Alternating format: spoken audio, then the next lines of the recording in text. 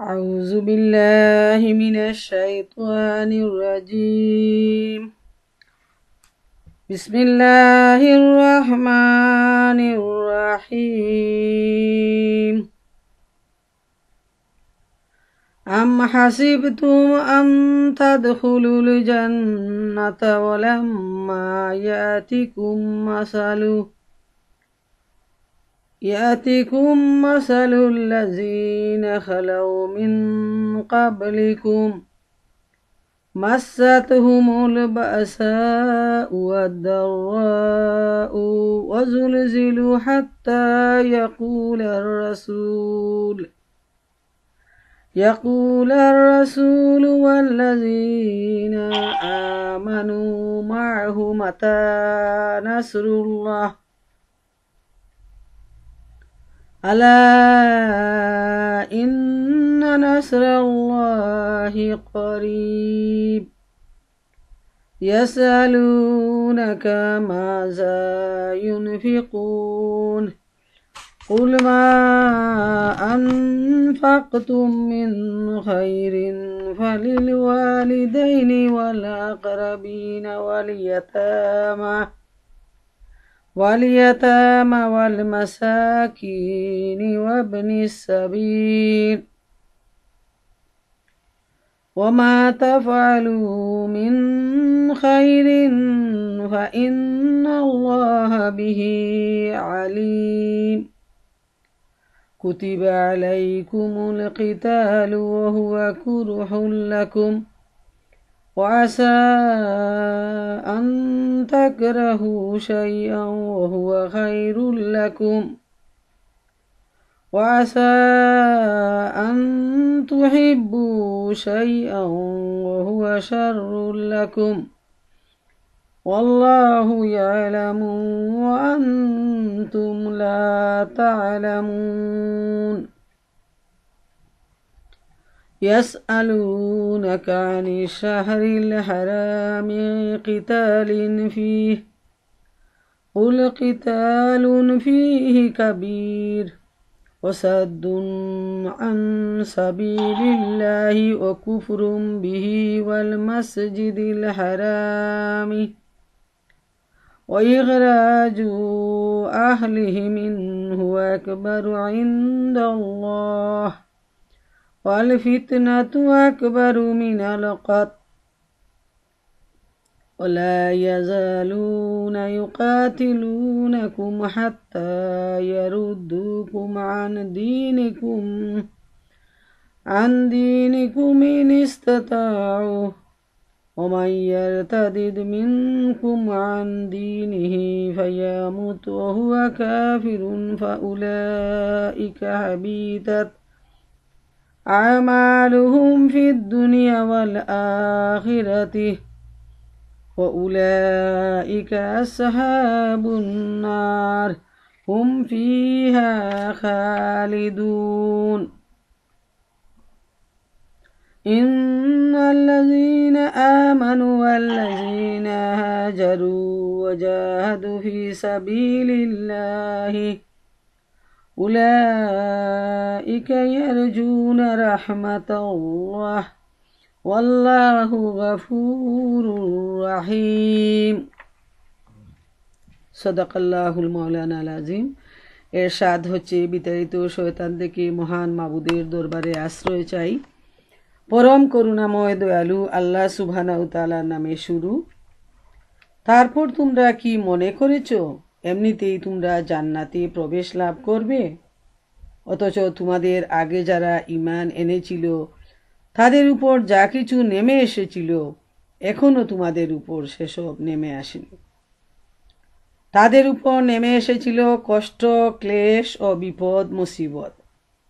তাদেরকে প্রকম্পিত করা হয়েছিল, এমনকি সমকালীন রসূল ও তার সাথে যারা ঈমান এনেছিল তারা চিৎকার করে বলে উঠেছিল, আল্লাহর সাহায্য কবে আসবে? তখন তাদেরকে সান্ত্বনা দেয়া হয়েছিল, অবশ্যই আল্লাহর সাহায্য নিকটেই। লোকেরা জিজ্ঞেস করে, আমরা কি ব্যয় করব? জবাব দাও, যে অর্থই তোমরা ব্যয় করো তা নিজেদের পিতামাতা, আত্মীয় স্বজন, এতিম, মিসকিন ও মুসাফিরদের জন্য ব্যয় করো। আর যে সৎ কাজই তোমরা করবে সে সম্পর্কে আল্লাহ অবগত হবেন। তোমাদেরকে যুদ্ধ করার হুকুম দেয়া হয়েছে এবং তা তোমাদের কাছে অপছন্দনীয়। হতে পারে কোনো জিনিস তোমাদের কাছে অপছন্দনীয় অথচ তা তোমাদের জন্য কল্যাণকর। আবার হতে পারে কোনো জিনিস তোমরা পছন্দ করো অথচ তা তোমাদের জন্য ক্ষতিকর। আল্লাহ জানেন, তোমরা জানো না। লোকে তোমাকে হারাম মাসে যুদ্ধ করার ব্যাপারে জিজ্ঞেস করে, বলে ওই মাসে যুদ্ধ করা অত্যন্ত নিকৃষ্ট। কিন্তু আল্লাহর পথ থেকে লোকদেরকে বাধা দেয়া, আল্লাহর সাথে কুফরি করা, মসজিদে হারামের পথ আল্লাহর ইবাদতকারীদের জন্য বন্ধ করে দেয়া, হারাম শরীফের অধিবাসীদেরকে সেখান থেকে উচ্ছেদ করা আল্লাহর কাছে তার চেয়েও বেশি নিকৃষ্ট এবং ফিতনা হত্যাকাণ্ডের চাইতেও গুরুতর। তারা তোমাদের সাথে যুদ্ধ করেই যাবে, এমনকি তাদের ক্ষমতায় কুলালে তারা তোমাদেরকে এ দিন থেকেও ফিরিয়ে নিয়ে যাবে। তোমাদের মধ্যে যে ব্যক্তি এ দিন থেকে ফিরে যাবে এবং কাফের অবস্থায় মারা যাবে, দুনিয়ায় ও আখেরাতে উভয় স্থানে তার সমস্ত কর্মকাণ্ড ব্যর্থ হয়ে যাবে। এ ধরনের সমস্ত লোকই জাহান্নামে এবং তারা চিরকাল জাহান্নামেই থাকবে। পক্ষান্তরে যারা ঈমান এনেছে এবং যারা আল্লাহর পথে বাড়িঘর ত্যাগ করেছে ও জিহাদ করেছে, তারা সঙ্গতভাবেই আল্লাহর রহমতের প্রত্যাশী। আর আল্লাহ তাদের ভুল ত্রুটি ক্ষমা করে দিবেন এবং তাদের প্রতি নিজের করুণা দ্বারা বর্ষণ করবেন। আমানতু বিল্লাহ। প্রিয় মা বোনেরা আমার, আমরা আমাদের নিয়মিত কনফারেন্স এর সূরা বাকারা ধারাবাহিকভাবে আলোচনা করে যাচ্ছি। আজকে আমি আপনাদের সামনে সূরা বাকারার 214 থেকে 218 নম্বর আয়াত পর্যন্ত তেলাওয়াত এবং সরল তর্জমা পেশ করলাম। আমি এই কয়টা আয়াতে খুব সংক্ষিপ্ত ব্যাখ্যা করার চেষ্টা করব ইনশাআল্লাহ তাআলা। তো এর মধ্যে আল্লাহ রাব্বুল আলামিন এই যে 4টা আয়াত, 5টা আয়াত, এর মধ্যে আল্লাহ তাআলা ঈমানদারদের পরীক্ষার ব্যাপারে ঘোষণা দিচ্ছেন। তারপর আল্লাহর রাস্তায় কি ব্যয় করা হবে সে ব্যাপারেও তিনি ঈমানদারদেরকে জানিয়ে দিচ্ছেন। আর সূরা বাকারায় এই আয়াতই হলো জিহাদের প্রথম নির্দেশ। আর কাফের আর ঈমানদারদের নিজ নিজ কর্মফল কি দেয়া হবে সে সম্পর্কে আল্লাহ সুবহানাহু ওয়া তাআলা এই আয়াতগুলোর মধ্যে দুনিয়ার মানুষদেরকে জানিয়ে দিয়েছেন। তো আসুন এখান থেকে আমরা আলোচনা করি এবং আল্লাহ সুবহানাহু ওয়া তাআলা আমাদেরকে বুঝার তৌফিক দান করুন এবং সে অনুযায়ী আমাদের আমল করার তৌফিক দিন। ওমা তৌফিকি ইল্লা বিল্লাহ। 214 নম্বর আয়াতে আল্লাহ সুবহানাহু ওয়া তাআলা ইরশাদ করেন যে, তারপর তোমরা কি মনে করেছো এমনিতেই তোমরা জান্নাতে প্রবেশ করবে? আল্লাহ তাআলার পক্ষ থেকে ঈমানদারদের ব্যাপারে এটা হলো একটা জিজ্ঞাসা, একটা প্রশ্ন। যেমন আমরা দেখি সূরা আনকাবুতের 2 নম্বর আয়াতে আল্লাহ সুবহানাহু ওয়া তাআলা ইরশাদ করেন, আহাসিবান নাসু আন ইউতরাকু আন ইয়াকুলু আমান্না ওয়া হুম লা ইফতানুন। মানুষেরা কি মনে করেছে যে আমরা ঈমান এনেছি একথা বললেই তাদের ছেড়ে দেয়া হবে এবং তাদেরকে পরীক্ষা করা হবে না? তো এই আয়াতের উদ্দেশ্য হলো যারা নামে মাত্র ঈমানদার বা ঈমান আনার পরই যারা মনে করে যে এখন যদি আরামের বিছানায় শুয়ে পড়ি আর সারাটা জীবন আনন্দ উল্লাস আরাম আয়েসে সুখনিদ্রায় কাটিয়ে দেই, এবং আমি তো ঈমান এনেছি, আমার প্রতিফল তো হবে জান্নাত। এই ধরনের মনের বাসনা, মনের আশা, এটা হলো একটা মরুভূমির যে মরীচিকা দেখার মতো। যেভাবে মরুভূমিতে মানুষ যখন পানির পিপাসায় কাতর হয়ে যায়, তখন দূর থেকে মনে হয় সামনে শুধু পানি আর পানি, অথচ সামনে যতই আগানো যায় দেখা যায় যে না, কত পানির কোনো অস্তিত্ব নেই, শুধু বালি আর বালি। তো ঠিক সেরকমই শুধু ঈমান আনলেই যে জান্নাত লাভ হয়ে যাবে সেটা যে মোটেই ঠিক নয়। ঈমানদারদের জন্য রয়েছে অনেক অনেক পরীক্ষা, আর দুনিয়ার জীবনটা হচ্ছে পরীক্ষার একটা জায়গা বা পরীক্ষার হল হিসাবেও আমরা নিতে পারি। যেভাবে পরীক্ষার হলে 4 থেকে 6 ঘন্টা তার জীবনের, দুনিয়ার জীবনের একটা সিদ্ধান্ত হয়ে যায় যে সে কোন, তার যে ডেস্টিনেশন, যেটা কেউ হয়তো ডাক্তার হতে চায়, কেউ ইঞ্জিনিয়ার হতে চায়, কেউ লয়ার হতে চায়, এইভাবে যে যা হতে চায় তার যে পরীক্ষাগুলো, তাতেই সে সিদ্ধান্ত হয় যে সেটা হওয়ার উপযোগী কিনা। ঠিক সেভাবে দুনিয়ার জীবনের যে আয়ুষ্কাল, সেটা হলো মানুষের জন্য পরীক্ষার সময়। এবং আল্লাহ রব্বুল আলামিন নানাভাবে মানুষকে পরীক্ষা করেন। তো এই পরীক্ষায় যে সমস্ত ঈমানদাররা পাশ করবে তারাই শুধু নিয়ামতে পরিপূর্ণ জান্নাত লাভ করবে। আর এ পরীক্ষায় যারা অকৃতকার্য হয়ে যাবে তাদের ফলাফল, তাদের পরিণতি সম্পর্কেও আল্লাহ তাআলা এখানে ঘোষণা দিয়েছেন। এবং ঈমান আনলেই যে জান্নাত, সেটা যে একদম একটা দুরাশা, সেটাই এই আয়াত থেকে আমরা বুঝতে পারি। যেমন আল্লাহ তাআলা বলছেন, এটা প্রশ্ন করে তারপর বলছেন যে অথচ তোমাদের আগে যারা ঈমান এনেছিল তাদের উপর যা কিছু নেমে এসেছিল এখনো তোমাদের উপর সেসব নেমে আসেনি। তাদের উপর নেমে এসেছিল কষ্ট, ক্লেশ ও বিপদ মুসিবত, তাদেরকে প্রকম্পিত করা হয়েছিল। এমনকি সমকালীন রসূল এবং তার সাথে যারা ঈমান এনেছিল তারা চিৎকার করে বলে উঠেছিল, আল্লাহর সাহায্য কবে আসবে?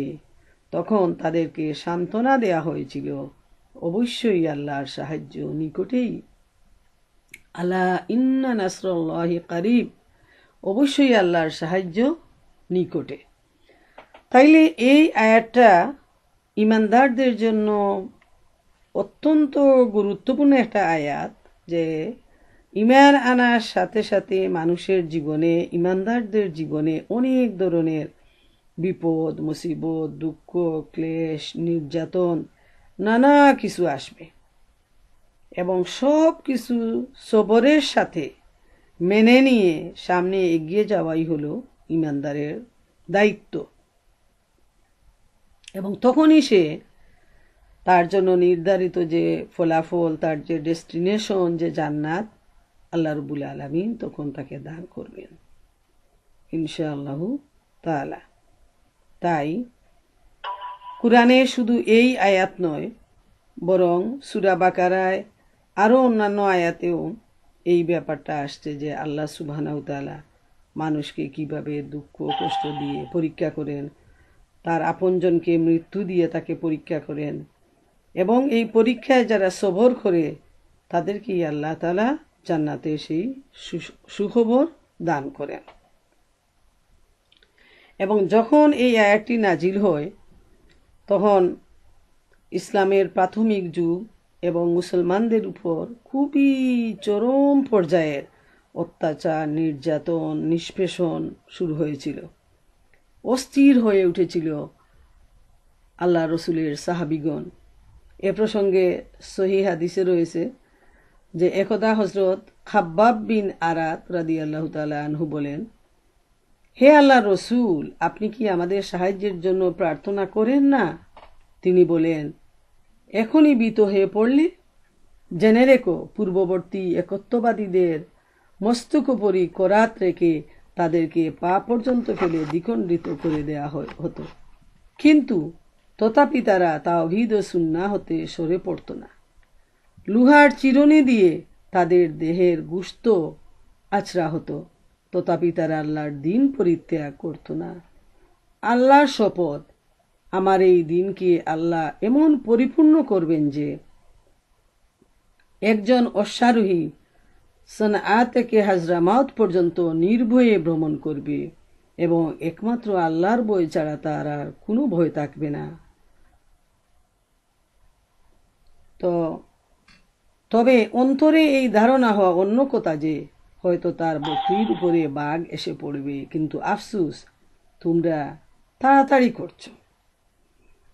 এই হাদিসটা আরো অন্যভাবে আসছে যে যখন খাব্বাব রাদিয়াল্লাহু তাআলা আনহু নবী করিম সাল্লাল্লাহু আলাইহি ওয়াসাল্লামের কাছে দুয়ার জন্য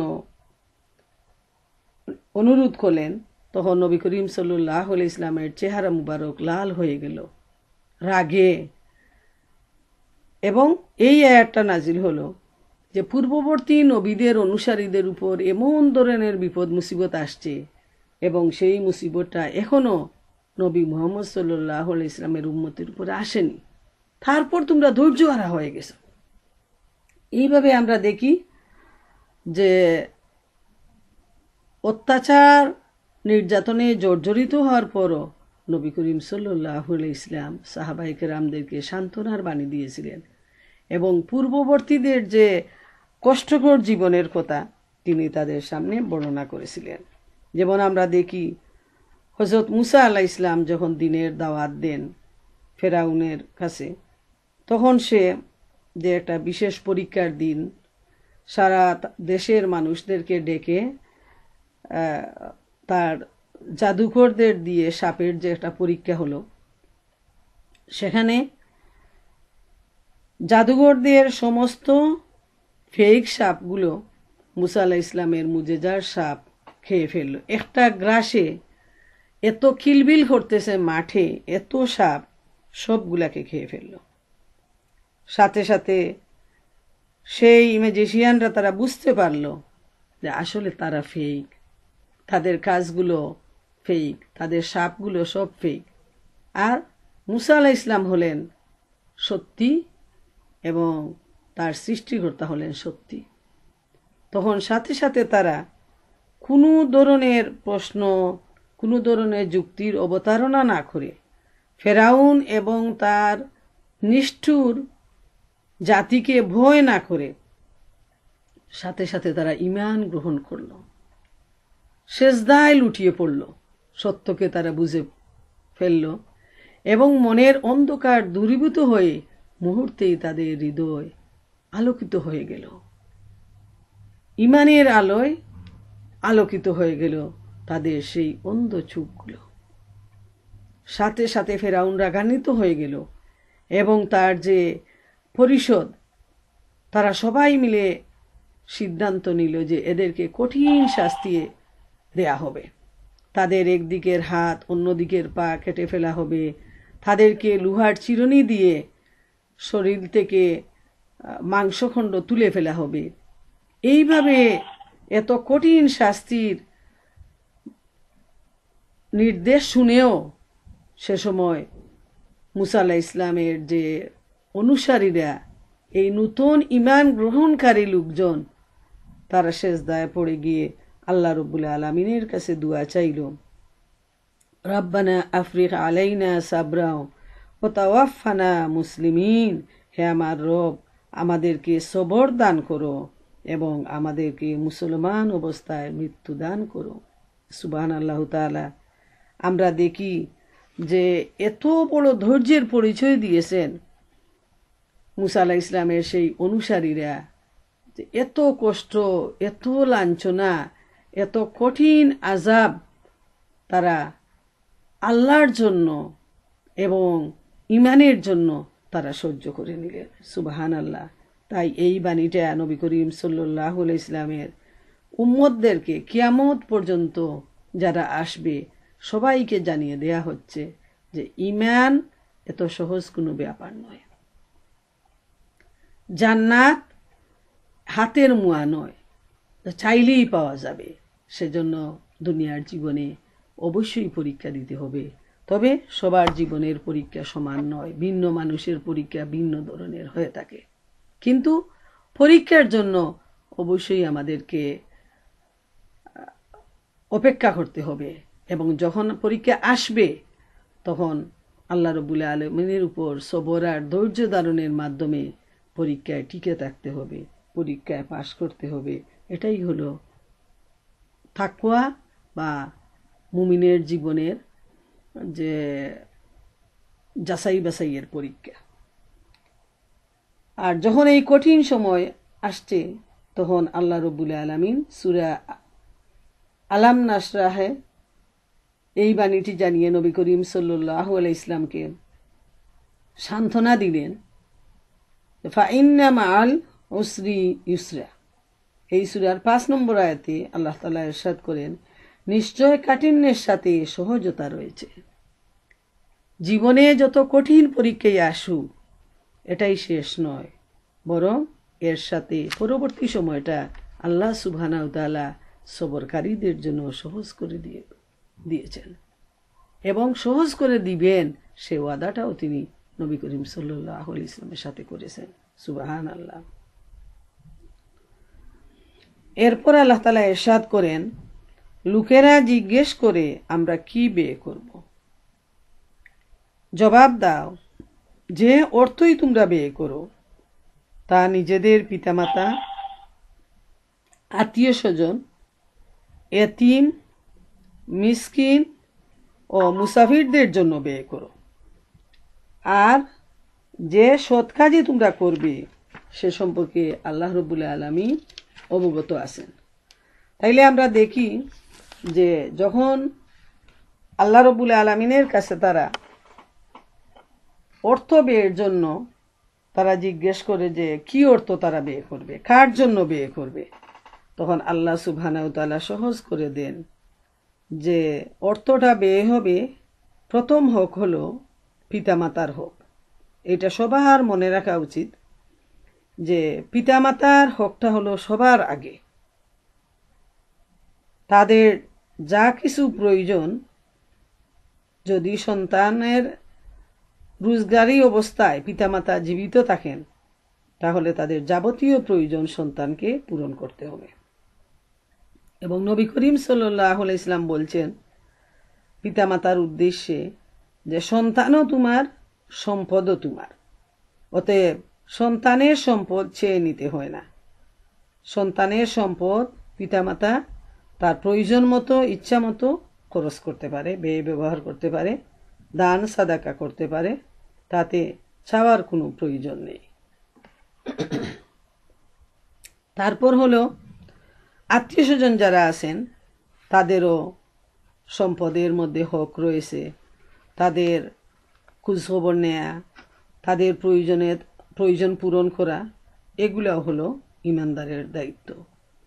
সমাজের যারা এতিম, মিসকিন, মুসাফির রয়েছে তাদের জন্য রয়েছে সবার সমানভাবে দায়িত্ব। এজন্য মনে রাখা প্রয়োজন যে শুধু টাকা পয়সা রোজগার করে নিজের স্ত্রী, সন্তান, স্বামী, ভাই বোন এদের জন্য যদি কেউ খরচ করে এবং আত্মীয় স্বজন, এতিম, মিসকিন, মুসাফির এদেরকে যদি সে এদের ব্যাপারে উদাসীন থাকে তাহলে আল্লাহর দেয়া যে দায়িত্বটুকু সেটা অবহেলার ব্যাপারে সে অবশ্যই আল্লাহ সুবহানাহু ওয়া তাআলার কাছে তার জবাবদিহি করতে হবে। এবং এই সম্পদের ব্যাপারে মহাগ্রন্থ আল কুরআনে সূরা বাকারার 245 নম্বর আয়াতে আল্লাহ সুবহানাহু ওয়া তাআলা ইরশাদ করেন, মানজাল্লাযী ইকরিদুল্লাহা কারজান হাসানা ফায়ুদাইফাহু লাহু আদহাফান কাসীরা। কে আছো এমন যে আল্লাহকে ঋণ দিবে, তিনি তা অনেক গুণ বৃদ্ধি করে দিবেন। সুবহানাল্লাহু তাআলা। আল্লাহর মাল, আল্লাহর দেয়া সম্পদ আল্লাহ তাআলা আমাদেরকে কিছুদিনের জন্য আমাদের কাছে রেখেছেন, কিন্তু আল্লাহ রাব্বুল আলামিন এত বেশি মেহেরবান যে তিনি সেই সম্পদ দিয়েও আমাদেরকে তিনি পরীক্ষা করতেছেন যে আমরা আল্লাহর রাস্তায় দেই কিনা। এবং তিনি বলছেন যে কে আসো এমন যে আল্লাহ তাআলাকে ঋণ দিবে এবং তিনি তা বহুগুণ বৃদ্ধি করে দিবেন।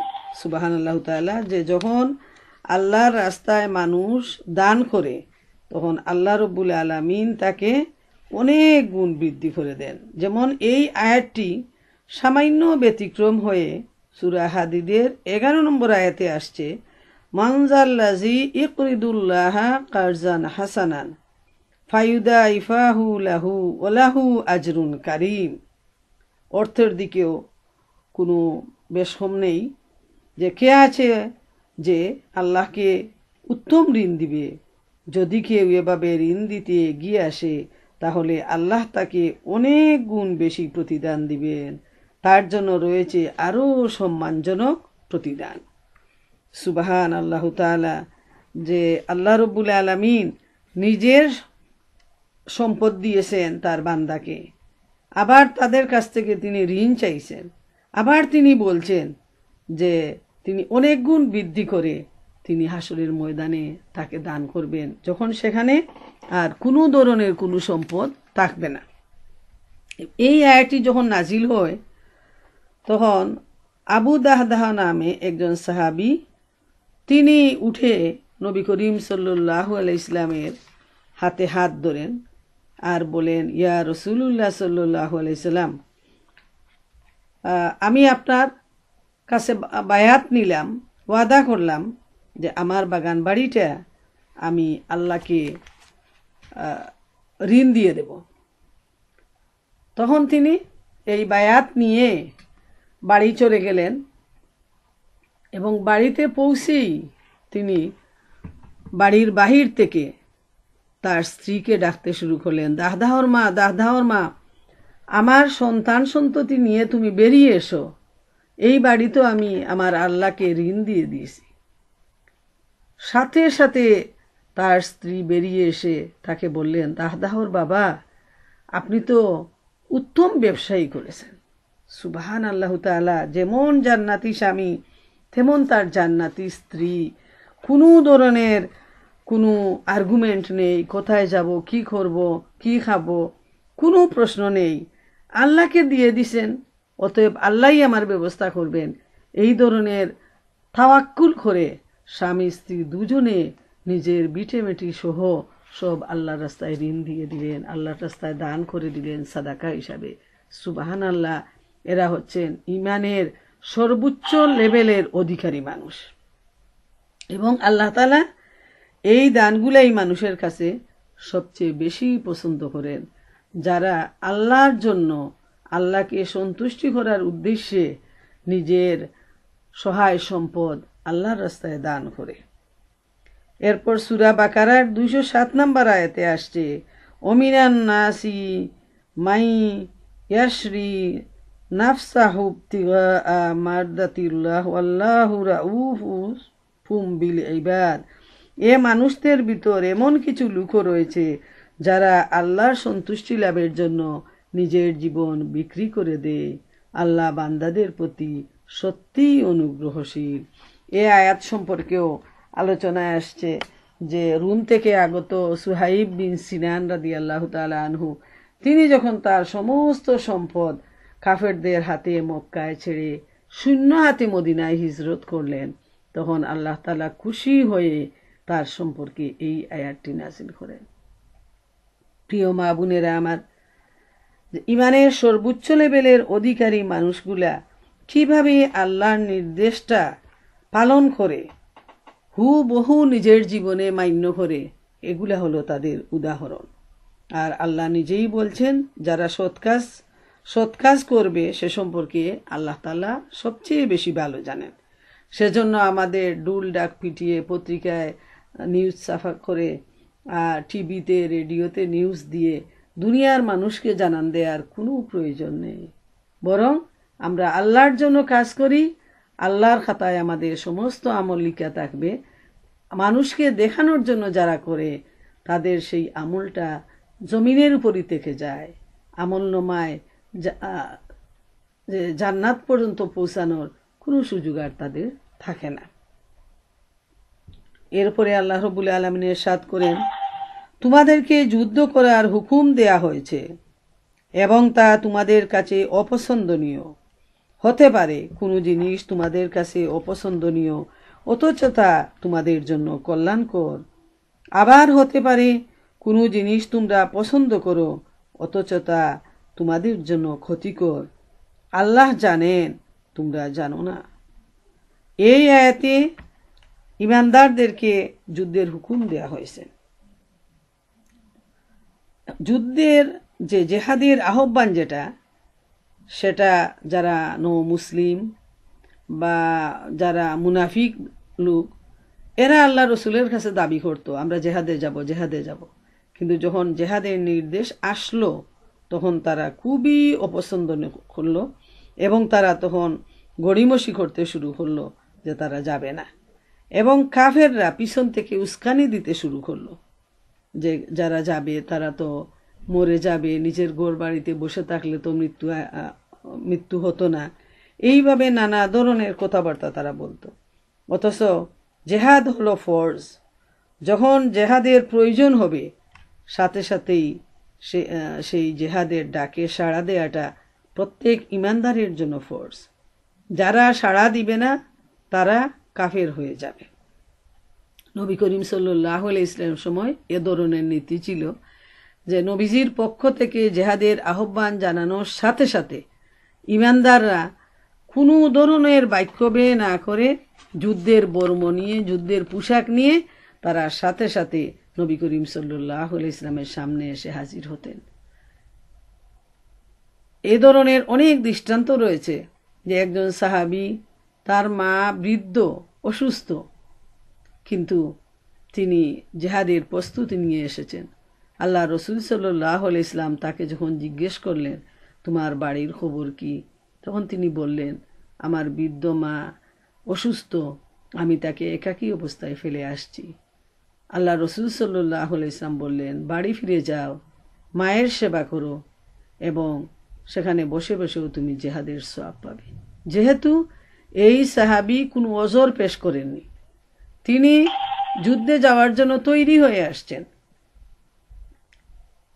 জেহাদের আহ্বান যে ফরজ, সেই ফরজ দায়িত্ব তিনি পালন করেছেন। আর আল্লাহ রসুল সাল্লাল্লাহু আলাইহি ওয়াসাল্লাম মাকে দেখার দায়িত্ব দিয়েছেন।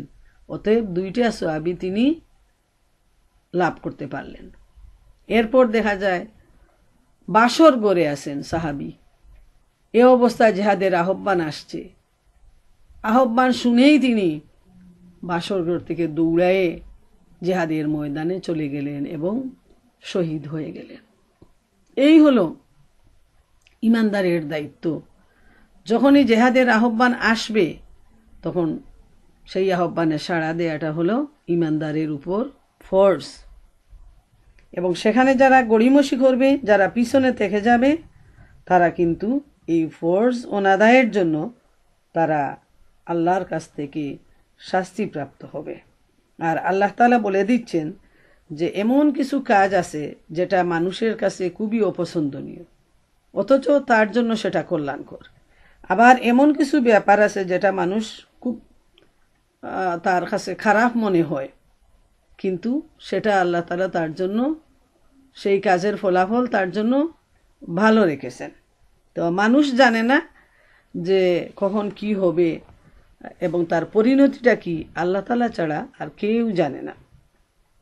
যেমন গত সপ্তাহে মালয়েশিয়ার একটা প্লেন অ্যাক্সিডেন্ট হলো এবং এত উন্নত টেকনোলজির যুগে এবং সবচেয়ে বেশি মালয়েশিয়ানরাই টেকনোলজিতে মানে পৃথিবীর মধ্যে খুবই অগ্রসর, অথচ সেখানে চাইনিজ আর মালয়েশিয়ান যাত্রী ছিল।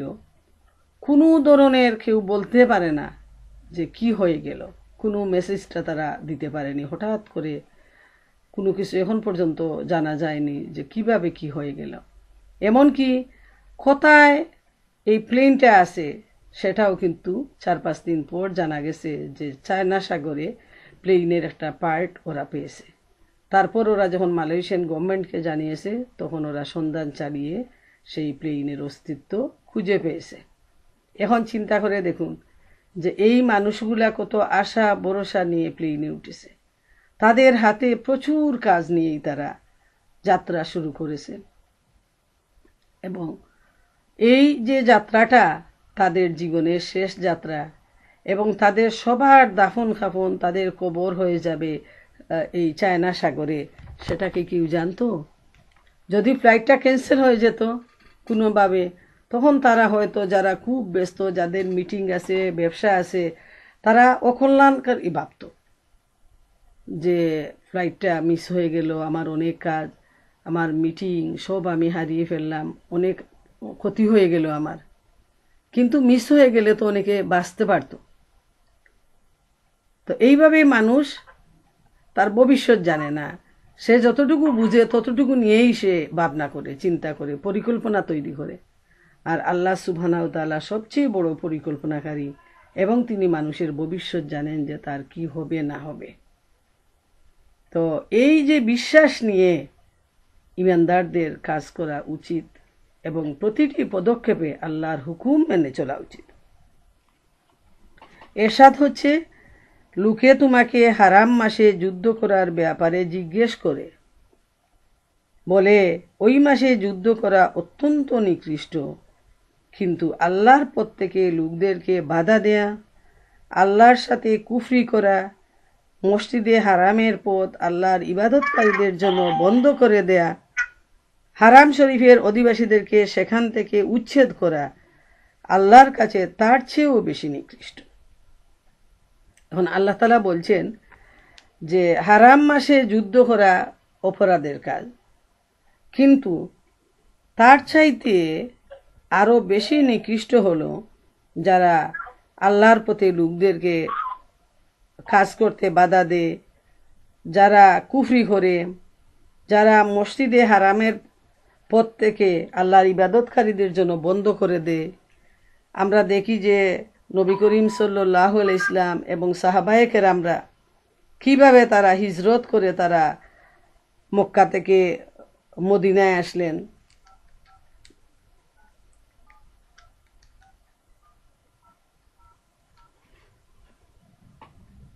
এবং কি ধরনের নির্যাতন তাদের উপর করা হয়েছিল শুধুমাত্র ঈমান আনার জন্য।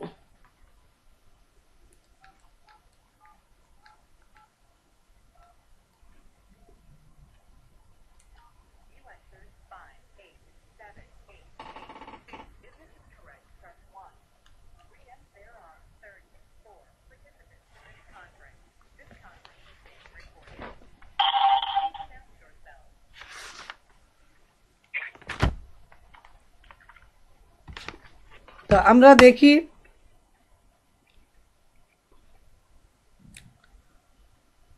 যে কিভাবে তারা অত্যাচার নির্যাতনের মাধ্যমে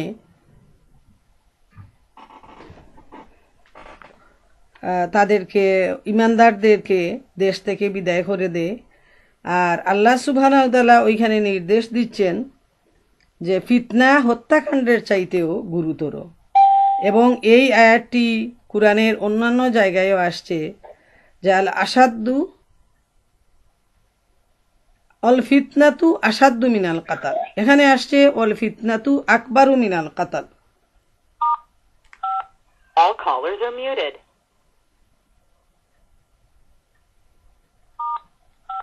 All callers are unmuted. All callers are muted and they can unmute themselves. তো আমরা দেখি যে এই ফিতনাটা খুবই নিকৃষ্ট একটা অপরাধ। মানুষ যদি একজনকে মার্ডারও করে তাইলে ওইখানে একজন মানুষের ক্ষতি হয়, কিন্তু ফিতনা যখন ছড়ায় যায় তখন পুরা সমাজ, দেশ, জাতি ক্ষতিগ্রস্ত হয়ে যায়। এজন্য ফিতনাকে হত্যাকাণ্ডের চাইতেও গুরুতর অপরাধ হিসাবে আল্লাহ সুবহানাহু ওয়া তাআলা তার বান্দাদেরকে জানিয়ে দিচ্ছেন। এর মানে হলো ফিতনা থেকে যেন সবাই দূরে থাকে, এবং যেখানে ফিতনা শুরু হয় সেখানে ফিতনাটা যেন বিস্তার লাভ করতে না পারে, ওই অবস্থায় যেন ফিতনাকে কবর রচনা করা হয়, সেই চেষ্টা করাও ইমানদারের দায়িত্ব।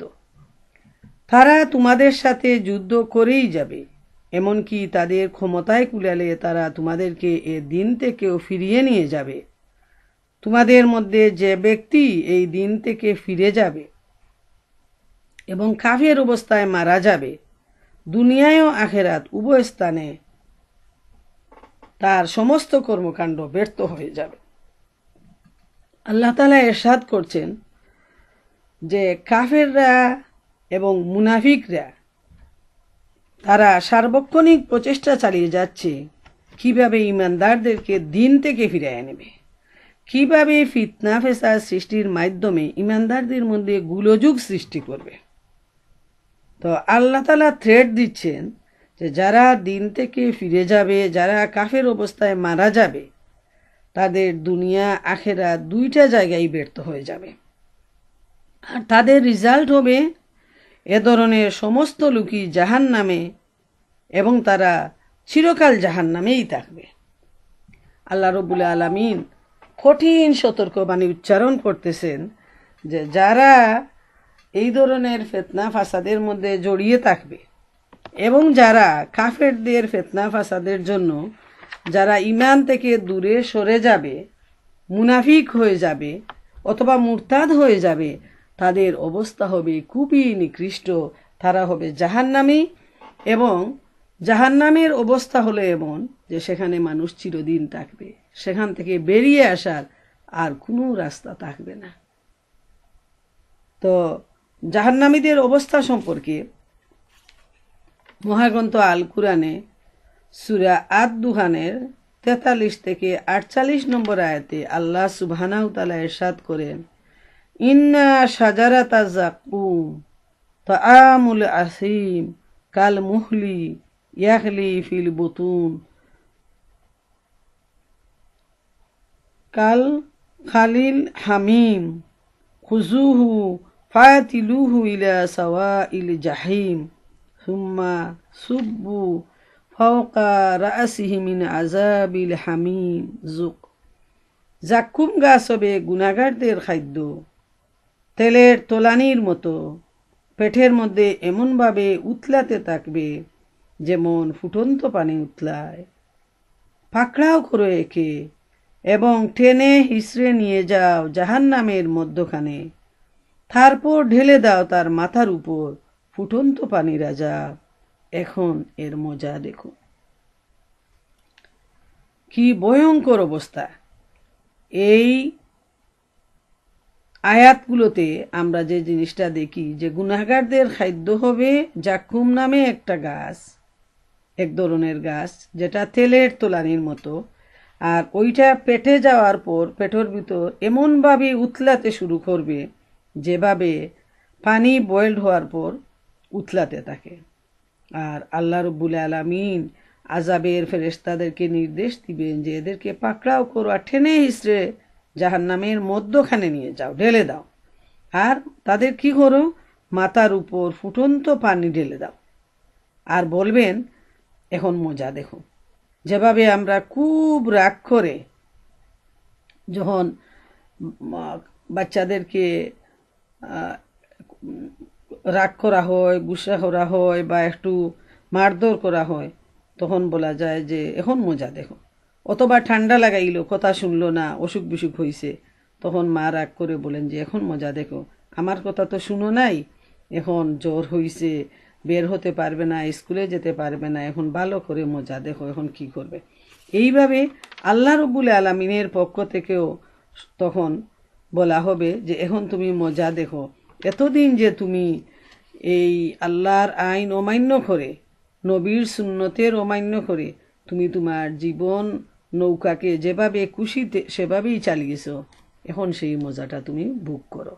তারপর সূরা ফুরকানের 34 নম্বর আয়াতে আল্লাহ রাব্বুল আলামিন ইরশাদ করেন, আল্লাযীনা ইহশারুনা আলা উজুহিহিম ইলা জাহান্নাম, ইহারাই তাহারা যাহাদিগকে তাহাদের মুখের উপর ভর করাইয়া দুজখের দিকে লইয়া যাওয়া হইবে।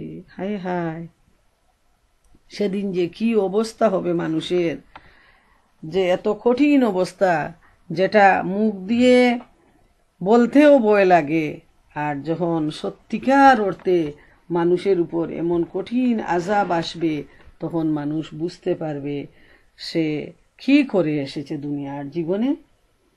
এরপর আমরা দেখি দুই একটা হাদিস থেকেও আমরা যদি দুজখের ঘটনাটা আমরা জানতে পারি, তাহলে আমরা বুঝতে পারবো, মোটামুটি আমরা ভালোভাবে যে দুজখের চিত্রটা বুঝে নেওয়া দুনিয়ার মন মানসিকতা নিয়ে কল্পনাও করা যায় না।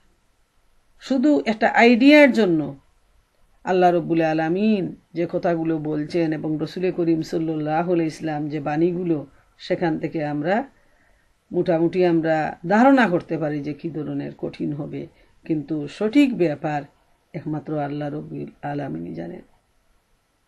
যেমন হযরত আবু সাঈদ খুদরি রাদিয়াল্লাহু তাআলা আনহু থেকে বর্ণিত, রসুল করিম সাল্লাল্লাহু আলাইহি ওয়াসাল্লাম বলেন, আল্লাহর বাণীর অর্থ হলো দুজখী ব্যক্তির অবস্থা এই হবে যে আগুনের প্রচণ্ড তাপে তার মুখ ভাজা পুড়া হয়ে উপরের ঠোঁট সংকুচিত হয়ে মাথার মধ্যস্থলে পৌঁছাবে এবং নিচের ঠোঁট ঝুলে নাভির সাথে এসে লাগবে।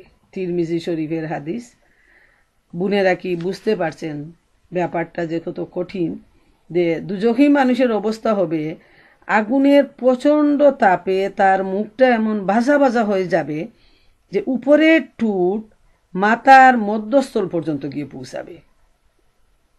মানে যদি কোনো আঘাত হয় দুনিয়ায়, তাইলে যেভাবে শরীরটা মোটামুটি কিছু ফুলে যায়, সেখান থেকে যদি আমরা অনুমান করি যে ঠোঁটটা ফুলে গিয়ে উপরেরটা মাথার মধ্যখানে গিয়ে লাগবে আর নিচের ঠোঁট ঝুলে গিয়ে নাভির সাথে এসে লেগে যাবে। আল্লাহ মাফ করুন সমস্ত ঈমানদারদেরকে। আল্লাহ সুবহানাহু ওয়া তাআলা দুজখের এই কঠিন আযাব থেকে রক্ষা করুন। এরপর আরেকটা হাদিসে আসছে, হযরত আনাস রাদিয়াল্লাহু তাআলা আনহু থেকে বর্ণিত, রাসূল সাল্লাল্লাহু আলাইহি ওয়াসাল্লাম বলেছেন, হে মানুষ সব, তোমরা আল্লাহর ভয়ে খুব বেশি বেশি ক্রন্দন করো।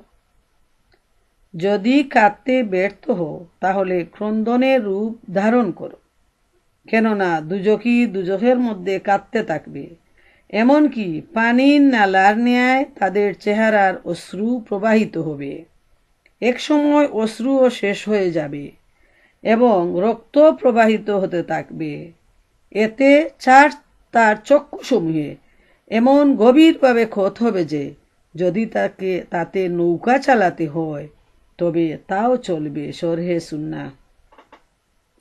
হযরত আনাস রাদিয়াল্লাহু তাআলা আনহু বিশিষ্ট একজন সাহাবী এই হাদিসটা বর্ণনা করেছেন যে এমনভাবে চোখ দিয়ে অশ্রু ঝরবে যে সেখানে পানির নালার ন্যায় নালা হয়ে যাবে, ড্রেন হয়ে যাবে চোখের নিচে, এবং এক সময় অশ্রু শেষ হয়ে রক্ত বইতে শুরু করবে এবং এত বেশি ক্ষত হবে চোখের মধ্যে যে সেই ক্ষতের গভীরতা এত বেশি হবে যে সেখানে কেউ যদি নৌকা চালাতে চায় তাহলে সেই নৌকা চালাতে পারবে। আল্লাহ মাফ করুন। আল্লাহ আমরা মাফ চাচ্ছি তোমার কাছে এমন কঠিন আযাব থেকে। শেষ আয়াতে আসছে 218 নম্বর আয়াতে আল্লাহ তাআলা ইরশাদ করেন, পক্ষান্তরে যারা ঈমান এনেছে এবং যারা আল্লাহর পথে বাড়িঘর ত্যাগ করেছে ও জিহাদ করেছে তারা সঙ্গতভাবে আল্লাহর রহমতের প্রত্যাশী, আর আল্লাহ তাদের ভুল ত্রুটি ক্ষমা করে দেবেন এবং তাদের প্রতি নিজের করুণা দ্বারা বর্ষণ করবেন। এতক্ষণ আমরা কাফের, মুশরিক, পাপী, মুনাফিক এদের যে অবস্থাটা কি হবে জাহান্নামে, যারা সারাটা জীবন শুধু পাপ আর পাপের মধ্যে ডুবে রয়েছে, আল্লাহ রসুল আখিরাতের ব্যাপারে ছিল তারা উদাসীন, তাদের সম্পর্কে আল্লাহ রব্বুল আলামিন এই আযাবের ঘোষণা দেন। আর আল্লাহর প্রিয় বান্দা যারা ঈমান আনার পর প্রয়োজনে আল্লাহর রাস্তায় তারা ঘর বাড়ি ত্যাগ করে, তারা আল্লাহর পথে জেহাদ করে, তারাই হলো আল্লাহ রহমতের প্রত্যাশী। আল্লাহ তাআলা তাদেরকে তার রহমত দিয়ে ধন্য করবেন তাদের জীবন। এবং আমি আলোচনায় যে নিয়ে আসছি হজরত আবু দাহদাহর অবস্থা, তারপর হজরত সুহাইল বিন সিনান রাদিয়াল্লাহু তাআলা আনহুর অবস্থা, যাদের ব্যাপারে কুরআন সাক্ষী, যাদের ব্যাপারে হাদিস সাক্ষী। এবং আজকের দিনেও আমরা দেখি এমন ইমানদাররা রয়েছেন যারা দুনিয়ার জীবনে তারা প্রতিটা পদক্ষেপে তারা তাদের ইমানের হেফাজত করতেছেন। তারা সার্বক্ষণিক ভয়ের মধ্যে আছেন যে আমি আল্লাহর ইবাদত করব কিভাবে, সহি শুদ্ধভাবে, আমার আল্লাহ আমার কাছে সন্তুষ্ট না অসন্তুষ্ট, এই ধরনের প্রশ্ন, এই ধরনের জিজ্ঞাসা তাদের মনের মধ্যে সব সময় পেরেশান করে তাদেরকে তুলে। তাদের কাছে যখন চাওয়া হয় আল্লাহর রাস্তায় ত্যাগ করার জন্য, কুরবানি করার জন্য, আমি দেখি আমরা তো প্রায় সময় বিভিন্ন কাজে আমরা কালেকশন করি, বা বিশেষ করে আজকে 2-3 বছর যাবত আমার যে একটা এতিমখানার মাদ্রাসা নিয়ে কালেকশন করতে গিয়ে দেখি যে সবচেয়ে বেশি দান করে তারা যাদের এত টাকা পয়সা নেই। তারা কষ্ট করে জমায়ে জমায়ে তারপর তারা ভালো অ্যামাউন্ট দিয়ে দেয়, অথচ যারা বলার সাথেই দিতে পারবে এমন মানুষও আছে, তারা কিন্তু কৃপণতা করে। তাই আল্লাহ তাআলা অভাবগ্রস্ত নন, কারো দেয়া আর না দেয়ার উপর আল্লাহর দিনের কাজ আটকায় যাবে না। কিন্তু আল্লাহ তাআলা মানুষের মনকে পরীক্ষা করেন, যে কারা এতিমের জন্য ত্যাগ স্বীকার করে, কারা গরিবের জন্য ত্যাগ স্বীকার করে, কারা আত্মীয় স্বজনের হক আদায় করে, কারা আল্লাহর রহমতের প্রচেষ্টায় জীবনের প্রতিটা স্তরে তারা তাদের সময়, তাদের শ্রম, তাদের অর্থ, তাদের জ্ঞান, তাদের বুদ্ধি আল্লাহর জন্য তারা কুরবানি করে। এটাই আল্লাহ তাআলা দেখেন, এবং সেজন্য আল্লাহ বলছেন যে এই ধরনের মানুষের ভুল ত্রুটি হবে। মানুষ ভুলের ঊর্ধ্বে নয়, মানুষের ভুল হবে, এটা স্বাভাবিক। কিন্তু আল্লাহ রাব্বুল আলামিন ঘোষণা দিচ্ছেন যে তিনি তাদেরকে মাফ করে দেবেন এবং তাদের প্রতি তার করুণার দ্বারা বর্ষণ করবেন। সুবহানাল্লাহ, এর চাইতে বড় সুসংবাদ আর কি হতে পারে, যে আল্লাহ রাব্বুল আলামিনের রহমতের বাড়ি দ্বারা, দয়ার বাড়ি দ্বারা এই সমস্ত ইমানদারদের প্রতি বর্ষিত হবে, যারা জীবনের প্রতিটা স্তরে আল্লাহ এবং আল্লাহ রসুলের হুকুম মানার জন্য যারা প্রাণপণ চেষ্টায় নিজেদের সময়, শ্রম, অর্থ সবকিছু কুরবানি করে, তারপরও আল্লাহর জন্য আল্লাহর কাছে কান্নাকাটি করে আল্লাহ যেন আমাদেরকে মাফ করে দেন। প্রিয় মা বোনেরা আমার, আমি সূরা আল বাকারার 214 থেকে 218 নম্বর আয়াত, সূরা আল বাকারার 214 থেকে 218 নম্বর আয়াত পর্যন্ত সংক্ষিপ্ত দার্স পেশ করলাম। আল্লাহ রাব্বুল আলামিন এতক্ষণ আমরা যা আলোচনা করলাম, যা বললাম, যা শুনলাম, তার উপর আমাদের সবাইকে আমল করার তৌফিক দান করুন। দুজখের ভয়াবহ আযাব থেকে আমাদেরকে রক্ষা করুন এবং সেই নিয়ামতে পরিপূর্ণ জান্নাতে আমাদের সবাইকে দাখিল করুন। ওয়া আখিরু দাওয়ানা আনিল হামদুলিল্লাহি রাব্বিল আলামিন। আসসালামু আলাইকুম ওয়া রাহমাতুল্লাহি ওয়া বারাকাতুহু।